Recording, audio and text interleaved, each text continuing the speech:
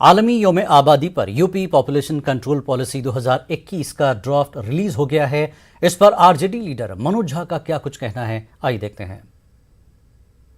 मैं कहता हूं ना कि ये मेरे रिपब्लिक के, गणतंत्र की गिरावट की पराकाष्ठा है। अभी 2 महीना पहले तक क्या हालात थे? कहां थे योगी जी?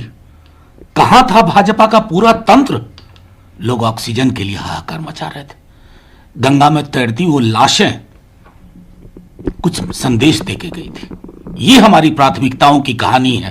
दुनिया हंस रही होगी कि जहां जीवन बचाने का मामला है, लोगों को महफूज रखने का मामला होना चाहिए, वहां आप डॉग विसिल पॉलिटिक्स कर रहे हैं, चाहे धर्मांतरण का हो या पॉपुलेशन का हो। और हां, जनसंख्या डेमोग्राफर का विषय है। मठ के ज्ञान से जनसंख्या का ज्ञान नहीं बनता है, इतना ध्यान रहे। यूपी के साबिक वजीर आला